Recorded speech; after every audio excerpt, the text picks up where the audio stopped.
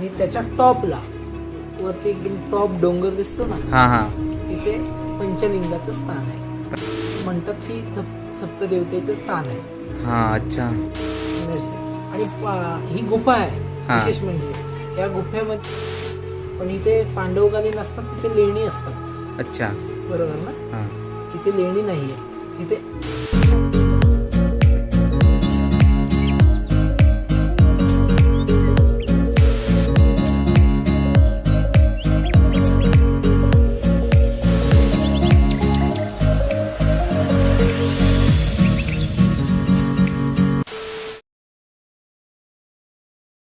नमस्कार, मी निखिल पर्वते. तुम्हा सर्वांच्या आपल्या आजच्या नवीन एका ब्लॉग व्हिडिओमध्ये स्वागत करतो. तर सर्वप्रथम पाठी बघू शकता, पायटनाथ म्हणजे आपण कुठे देवळावर आलोय. तर टायटल आणि थंबनेल बघून तुम्ही ओळखलं असाल. तर आता आपण टिकळेश्वर मंदिराकडे, आणि व्हिडिओ आहे ना ही ट्रॅव्हलवाली व्हिडिओ असणार आहे. आपण ट्रॅव्हल करून आलोय, कसे इथून टिकळेश्वर आणि टिकळेश्वर नंतर मार्लेश्वर. तर आपल्या जवळपासच्या ना 100-200 पायऱ्या चढून झालेल्या, त्याच्यामुळे बोलताना थोडा त्रास होतोय, म्हणजे दम लागलाय. तर वरती जाऊया. या देवळाची व्हिडिओ आपल्याकडे होऊन गेली आहे, आणि ती व्हिडिओ नक्कीच बघा.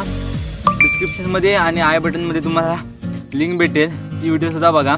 कारण आणि अजून एक कारण आहे, कारण आपल्याला मार्लेश्वरला जायचं आहे आणि वाटेतमध्ये म्हणजे आपल्याला जेवण करायचं आहे. तर त्यामुळे भरपूर उशीर होणार आहे, आणि आता इथे येईपर्यंत वाजलेत 12, 12:15 वाजले. त्याच्यामुळे रात्र पण होऊ शकते, पण रात्र व्हायच्या अगोदर आपल्याला घरी जायचं आहे.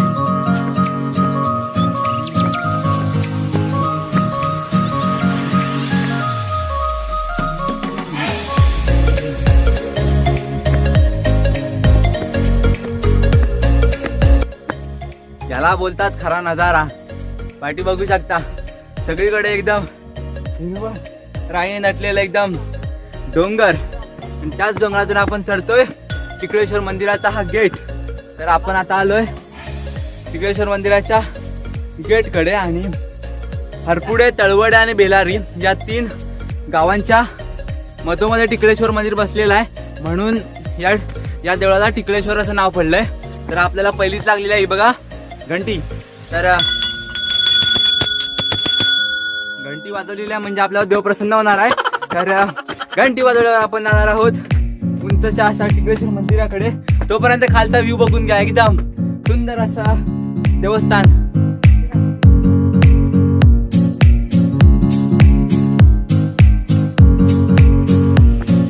बघून झालं. चला चला पटापट वरती, पुन्हा एकदा बघून घ्या. तुम्ही बघू शकता, आपण हा टिकळेश्वरचा गेट ओलांडून वरती आलोय, आणि आजूबाजूला बघितलात ना तर उंच उंच फक्त दरीच दिसते, आणि आजूबाजूला एकदम हिरवळ अशी झाडं कोणाचा. तर हे वरती चढत चढत आपल्याला जायचंय मंदिराकडे.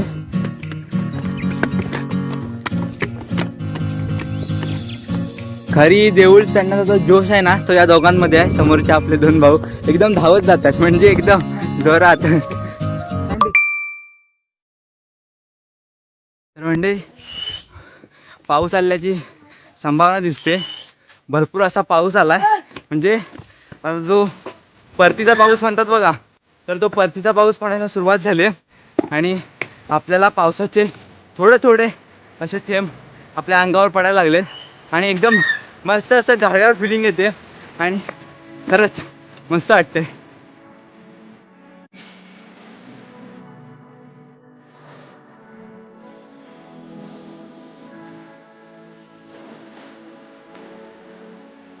मंडळी, ते बघा वरती टिकळेश्वर मंदिर, आणि आपण इकडून ना 13 ते 14 जण आलोय, आणि बाकीचे सर्व लोक वरती पोहोचलेत. आम्ही समोरचे 4 जण दिसतोय ना, ते तेवढेच थांबलोय पाठी. तर मंडळी काय नजारा आहे बघा, या साईडला फिरलात तर हे बघा, एकदम खतरनाक असा नजारा, आणि खतरनाक असा अंगातून आलेला घाम. मस्त वाटतंय. मग अशी पाऊस पडत होता, आणि आता लगेच ऊन पण यायला लागले, म्हणजे बघू शकता पाऊस आणि उन्हाचं चांगलं असं चमत्कार रूप आपल्याला इथे बघायला भेटते. आणि काय जागा आहे बघा, एकदम खतरनाक अशी जागा.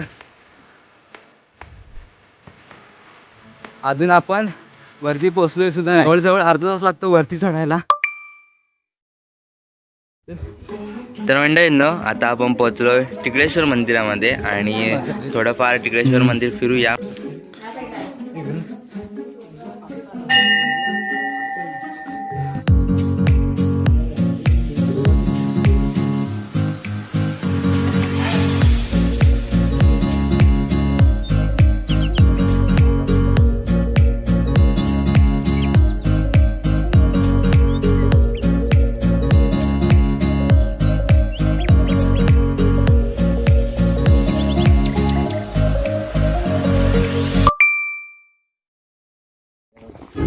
तर मंडळी टिकळेश्वरचं मंदिर हे तुम्ही बघून घेतला असाल, मी दाखवलं मी पूर्णपणे.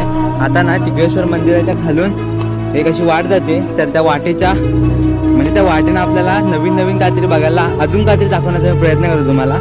आणि जर आपली जी पहिली व्हिडिओ झाली ना त्या व्हिडिओमध्ये मी तुम्हाला हे काहीच दाखवलं नव्हतं, तर घरी जाऊन मला समजलं की अजून काहीतरी गोष्टी राहायला दाखवायच्या. तर ह्या व्हिडिओमध्ये तुम्हाला ते चांगल्या रीतीने दाखवण्याचा प्रयत्न करतोय. तर ही व्हिडिओ नक्की शेवटपर्यंत बघा आणि या व्हिडिओला नक्की एक लाईक करा.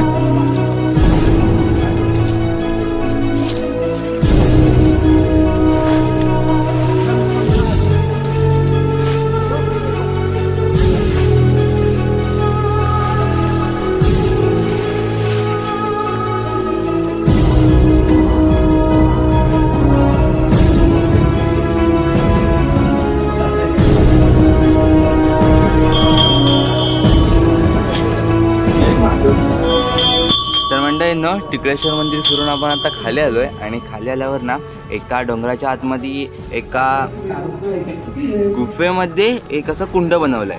तर कुंड बघू शकता आतमध्ये कुंड कसं आहे ते. कासवच आहे ते, बेडूक नाही, कासव आहे. चला तर टिकळेश्वर पूर्णपणे फिरून चाललंय आणि आता आपल्याला जायचं मधीच म्हणजे पार्टी करायची आहे. तर पार्टीच्या ठिकाणावर जाऊया आणि तिथं डायरेक्ट ब्लॉग स्टार्ट करूया.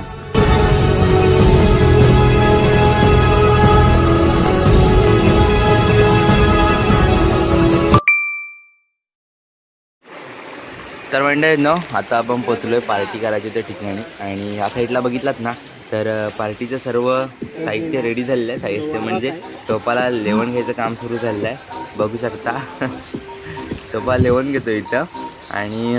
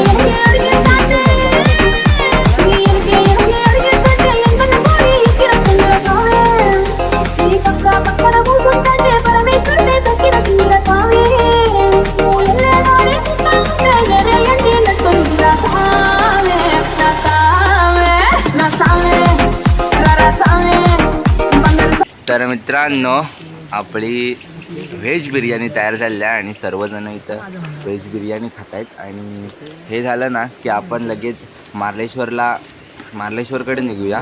तर हे व्हिडिओ नक्की शेवटपर्यंत बघा.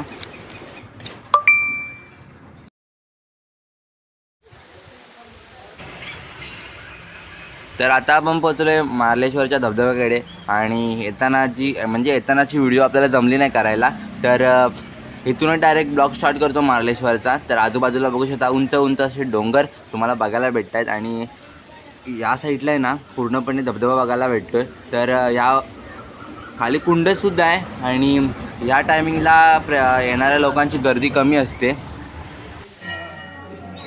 मार्लेश्वरचं दर्शन घेऊया आणि मग पुढची कामं काय काय करायचं आहे ते करून घेऊया. तर पहिलं प्रथम आपण मार्लेश्वर देवळामध्ये आतमध्ये प्रवेश करूया.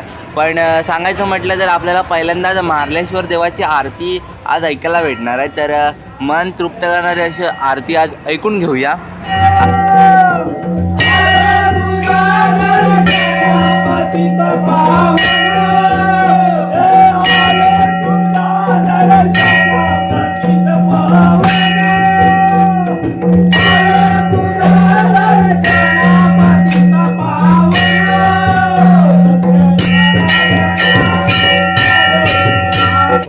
तर मंडळी मार्लेश्वरची एकदम मस्तपैकी शॉपिंग वगैरे करून निघालो खाली. आणि इकडेच असता काय तुम्ही? इकडेच असता काय? हा, तर माझं एक यूट्यूब चॅनल आहे. तर तुम्ही या देवळाबद्दल काय माहिती सांगू शकाल का? तुला काय माहिती आहे? म्हणजे देऊळ कधी स्थापन झालं वगैरे? चॅनल कुठला आहे? असं मी कोकण मधले सर्व देवळं फिरतो. तुमचं कुठचं आहे? म्हणजे गाव कुठलं? कसे नाणीच. हा, तर म्हणजे देऊळ कधी स्थापन झाला आणि कधीपासून आहेत तुम्ही इथं, काय काम करताय? सांगतो. हा, मंदिराचं मूळ हे आहे की नैसर्गिक आहे. नैसर्गिक मंदिर आहे. शोध असा लागला की पूर्वी लोक शेती किंवा हे करायचे ना, हा त्याच्या बघण्यात आलं, निदर्शनात आलं. हा म्हणजे आमचे पूर्वज ज्या वेळेला होते की त्यांच्या निदर्शनात आलं, कोणी हे नाही. त्याच्यानंतर मग हळूहळू हा बाकी ते देवस्थान आहे अशी ती माहिती झाली. हा, गुरं चारायला लोक यायची या डोंगरात, अशा ती माहिती झाली. आणि ती हळूहळू प्रसिद्धीला आलं. हा, म्हणजे नैसर्गिक असं मंदिर आहे. नैसर्गिक. आणि ही गुफा आहे. हा. विशेष म्हणजे या गुफेमध्ये म्हणजे गुफा जिथे आहेत हा, तिथे पांडवकालीन असं म्हणतात, पण इथे पांडवकालीन असतात, तिथे लेणी असतात. अच्छा. बरोबर ना? हा, इथे लेणी नाही आहे. इथे स्वयंभू शंकराचं स्थान आहे. म्हणजे ओरिजिनल, मानव निर्मित नाही, नैसर्गिक. म्हणजे ईश्वर स्वतः प्रगट होऊन झालेलं आहे ते. हा, आणि इथे वर्षाच्या 12 महिने वाहणारा धबधबा, हा. फुल पब्लिक असतं. अच्छा. मग मी परत मंदिराच्या समोर डोहा आहे. डोहा, हा बघितला डोहा. करंबेळी बोलतात त्याला. करंबिळी डोहा. हा, तो त्याची एवढी खोली आहे की त्याचा अंतच लागत नाही. हा एवढं खोल आहे? एवढंच खोल आहे. अच्छा. वरतून बघितल्यावर असं वाटतं की पाणी एवढंच आहे असं. हा, डोहा त्याचा अंत कधीही लागला नाही. बराच प्रयत्न असं केलेलं, मोठं टेक्नॉलॉजीने केलेलं नाही, पण बऱ्याचशा प्रयत्न केलेले होते, पण त्याचा अंत नाही. तिथे असं म्हणतात की सप्तदेवतेचं स्थान आहे. हा, अच्छा. आणि त्याच्या टॉपला, वरती एकदम टॉप डोंगर दिसतो ना, हा हा, तिथे पंचलिंगाचं स्थान आहे. पंचलिंग. म्हणजे 5 शिला आहेत तिथे. तिथे सर्वजण आमच्या गावचे लोक जातात. आणि 5 गावांचे एरिया आहे तिथे. वरती गाव आहेत? नाही, सीमा सीमा. हा हा, गाव. इथे टॉपला होतं गाव, ते उठलं अभयारण्य झाल्यामुळे. उठला. हा, इथे आले खाली, तिथं पुनर्वसन झालं. अच्छा. हा, तरी तुम्ही काय काय घेतला सांगा. तर आपल्याला काकांनी मस्त की चांगली माहिती दिली आहे. तर मंडळींनो, आजची ही व्हिडिओ कशी वाटली कमेंटमध्ये नक्की कळवा. आणि अशाच नवनवीन व्हिडिओसाठी आपल्या चॅनलला एक नक्की सबस्क्राईब करा. चला तर इथून जाऊया आता डायरेक्ट घरी. काळोख सुद्धा झाला आहे. चला तर भेटूया पुढच्या वेळेस. तोपर्यंत टाटा, बाय बाय.